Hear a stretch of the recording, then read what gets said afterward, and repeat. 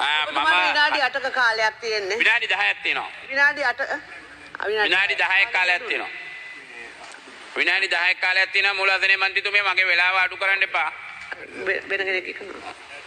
විනාඩි 10ක් ඒ නිසා මම මේ වෙලාවේදී කියන්න ඕන ගරු මූලාසනේ මන්ත්‍රීතුමිය මට හම්බුනේ හොඳම වෙලාව. මාලිමාවේ 159න් 158කට මේක අවශ්‍ය නැහැ. මාලිමාවේ 158කට මේක වටගලට නෑ මේක. මේක රනිල් වික්‍රමසිංහගේ හොඳම ගොට්ටා 2015 හොඳම ගොට්ටා දූෂණ විරෝධී කමිටුවේ සභාපතිගේ කතාවෙන් පස්සේ මට කතාව ලැබිච්ච ගැන මම සතුටු වෙනවා. රනිල්ගේ ෆයිල් ටික තියාන ගොට්ටු වැඩේ කරපු කෙනා කතා කිරීමෙන් පස්සේ මට මේ කතාව ලැබීම ගැන මම සතුටු වෙනවා. අනික් කට්ටියට නෙවෙයි. මේක අනික් කට මේ මං කාගවත් නම් කියලා නෑ වාඩි වෙන්න මහත්තයා. හරිද? නම අහගන්නත් එපා. නම අහගන්නත් එපා වාඩි වෙන්න. ඒ නිසා මට මේ වෙලාවේ කතාව ලැබිච්ච ගැන මම සතුටු වෙන්නේ. මොකද රනිල් වික්‍රමසිංහ මහත්තයාගේ මයිල් ගහක් කොලවන්නේ නැහැ මේ ආණ්ඩුව. මයිල් ගහක් රනිල් වික්‍රමසිංහ මහත්තයාගේ මේ ආණ්ඩුව හොලවන්නේ නැහැ. මේ යෝජනාව පාර්ලිමේන්තුවට ගෙනාපු වෙලාවෙත් ජනාධිපතිතුමා මේකට කැමති වුණේ නැහැ. පුළුවන් නම් ඉලුප්පිටිය පාස්පෝර්ට් ඔෆිස් එකේ ලොක්කා CRP එකේ මාස 6යි තාම අපේ රජයේ නිලධාරියෙක් තාම වටකල මම මේ වටකල මහත්තයාට කතා කරන්නේ යා නීතිඥයෙක් රාජ්‍ය ඇමති උනාට නීතිඥයෙක් මේ නිකන් 2.56 ඇමතිලාට අපි කියලා වැඩක් නැහැ ඇමති උනාට 2.56 ඇමතිවරු ඉන්නවා මේකේ මෙලව හතරක් දන්නේ නැති 2.56 ඇමතිලාට මම කියනව නෙවෙයි හැබැයි වටකල මහත්තයා මේක අහගන්න රාජ්‍ය සේවකෙක් මාස 6යි ඉලුප්පිටිය අදත් තපිනවා ඇමති ගිහිල්ලා CID එකේ කට උතර දීලා ආවා ඇමතිව අත්අඩංගුවට ගන්න නැහැ මෝරු ටික ගන්න නැහැ හාල් පාරු හාල් මැස්සෝ ටික ගන්නේ අද ගත්ත මිනිසුන්ගෙන් චාමර සම්පත් විතරයි පාර්ලිමේන්තුවේ නියෝජනය කරන මිනිහෙක් අත්අඩංගුවට අරන් තියන්නේ අනිත් ඔක්කොම කවුද පිල්ලයන් පෙරදිච්ච මිනිහෙක් මර්වින් සිල්වා පෙරදිලා ගෙදර හිටපු මිනිහෙක් ඒ විතරක්ද ගත්ත ඔක්කොම පෙරදිලා හිටපු මිනිස්සු දැන් අර හොයන කවුද අපේ ප්‍රසන්න රණවීර පෙරදිලා ගෙදර ඉන්න මිනිහෙක් මේ වැඩක් නැති මිනිස්සු අර වියලේන්ද්‍රන් පෙරදිලා ගෙදර ඉන්න මිනිහෙක් කවුද ගත්තේ මේ ආණ්ඩුව ගත්තනම් දශමයක් හරි යකෝ ජනතාවගේ කැමැත්ත තියෙන එකෙක් ගත්තනම් ගත්තේ චාමර සම්පත් විතරයි අනිත් කිසිම එකෙක් ගන්නෙ නෑ ගන්නෙත් නෑ මට ඒක විශ්වාසයි රනිල්ගේ නගුටවත් අල්ලන්න වෙන්නේ නෑ මේ දෙන්නම පොලිස් ඇමති ජනාධිපති දෙන්නම කරනවා නම් පුළුවන් නම් කරන්න අපි දන්නවා පහුගිය ආණ්ඩුවේ ජනාධිපතිතුමායි පල්ලෙහා කතා වෙච්ච ඇමතිලයි ඒ නිසා ඉලුප්පිටිය අද තපින්නේ ගන්න කියන්නකො ඉලුප්පිටියට වෙච්ච අසාධාරණ මේ මිනිහා රාජ්‍ය සේවයේ ඒ මිනිහා ආනුන්ට වැඩ කරේ ගන්න බැරි වුණා ආණ්ඩුවට ඊළඟ එක මේ බටලන්ද ගැන කතා කරනවා තවත් බටලන්ද ගැන තව මොනවද කතා කරන්නේ බටලන්ද ගැන කතා කරනකොට බදුල්ලේ ආරක්ෂක රාජ්‍ය ඇමති පස්සර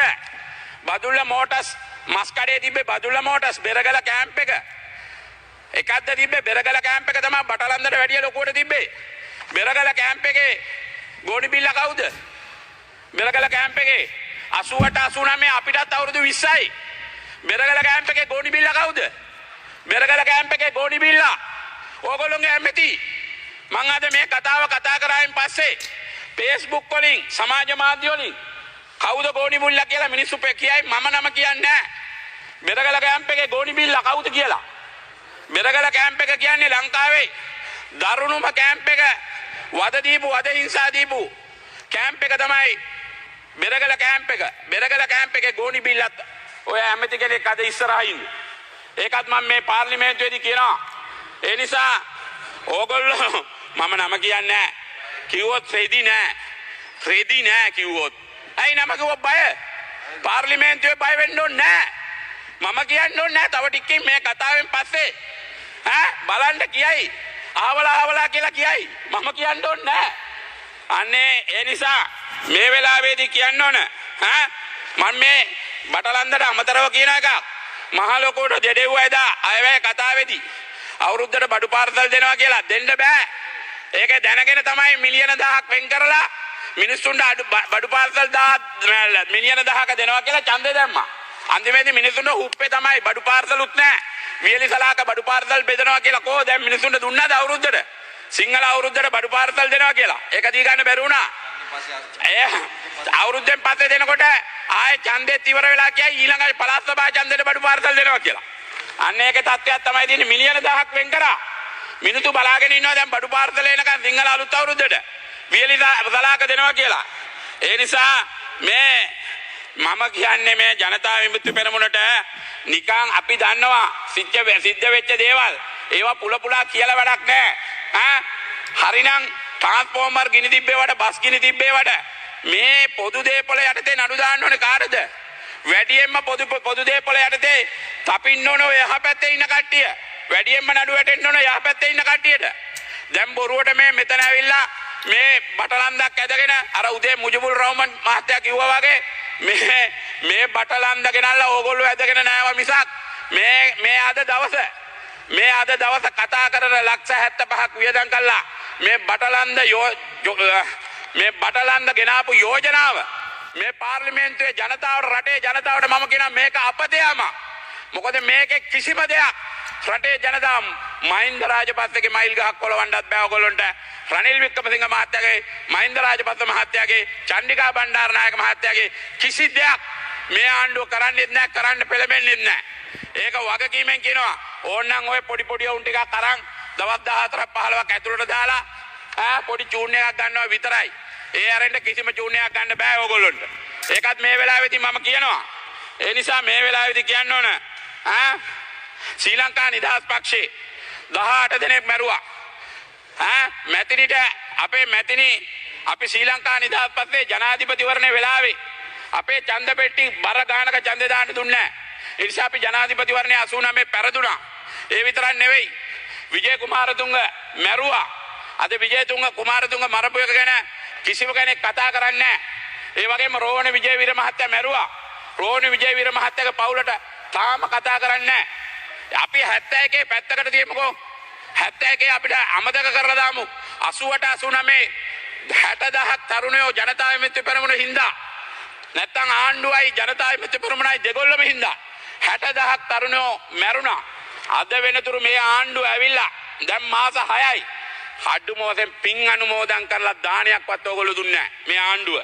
අඩුම වශයෙන් ලියුම් කෑල්ලක් මේ මැරිච්ච දරුවන්ගේ අම්මලා තාත්තලාට යවුවේ නැහැ. අපි මේ ආණ්ඩුව ගත්තේ ඒ මරණ උඩින් ඒ මිනිත්තු පරිත්‍යාගයෙන් කැප කරපු ඒ දරුවෝ වෙනුවෙන් පින් අනුමෝදන් කළා දානයක් සංගීත දානයක් දෙන්න බැරි වෙච්ච ආණ්ඩුවක්. කාලයක් තියෙන්නේ. ඒ නිසා ඔබ තුමාලා හිතාගන්න ඔබතුමාලා අනුන්ගේ කරවල් වලින් ඇවිල්ලා මිනිස්සු මරාගෙන ඇවිල්ලා මිනිස්සු මැරිච්ච මිනිස්සු වෙනුවෙන් අද වෙනතුරු මේ ආණ්ඩුව වගකීමෙන් කියන්න ඕනේ මේ ආණ්ඩුව කිසිම දෙයක් ඒ පවුල් වලට කරේ නැහැ.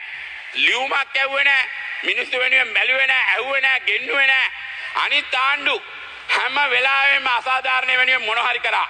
94 මේ ඉන්න ජනතා විමුක්ති පෙරමුණට වැඩ කරපු බර ගානකට සමෘද්ධි පත්වීම් ගෝවිනියාමක පත්වීම් චන්ඩිකා බණ්ඩාරනායක මැතිණිය කමිටු දාලා අසාධාරණයෙන් ලක්වෙච්ච තරුණයන්ට උදව් කළා. මේ ආණ්ඩුව තව වෙනතුරු ඒ පවුලක් වෙනුවෙන් සැලකිල්ලක් දැක්වේ නැහැ, උදව් කරේ නැහැ. ඒ නිසා මේ ආණ්ඩුව යන්නේ මාලිමාව කියලා වෙන එකක් දාගෙන ජනතා විමුක්ති පෙරමුණ පැත්තකට දාගෙන ජනතා විමුක්ති පෙරමුණ අමතක කරලා ජනතා විමුක්ති පෙරමුණ වෙනුවෙන් කැපවෙච්ච මැරිච්ච මිනිස්සු අමතක කරලා ඒ පවුල් අමතක කරලා මේගොල්ලෝ මේ අලුත් ගමනක් යන්නේ. හරියට දැන් ජනතා විමුක්ති පෙරමුණේ නෙවෙයි විදියට යන්නේ. රෝහණ විජේවීර මේ පක්ෂය හදන්න මොනතරම් කැපකිරීම කරාද මොනතරම් මහන්සි වුණාද? රෝහණ විජේවීර අමතක කරලා යන ගමනකට අලුත් ගමනකට යන්නේ. ඒ නිසා මේ වගේ ඒවා කියනවා නම් ඕන තරම් කියන්න තිබ්බා. 88 89 කාලේ ප්‍රේමදාස ජනාධිපතිතුමා ගාමට් හදනකොට මේගොල්ලෝ මොනවද කිව්වේ? සුද්දොන්ට ජංගි මහන්න යනවා. බුද්දොන්ට බෙසියර් මහන්න යනවා කිව්වා. හැබැයි අද ඊයේ හොඳ වෙලාවට ට්‍රම්ප් නැවත රිවර්ස් කරගත්තා මාස 3කට.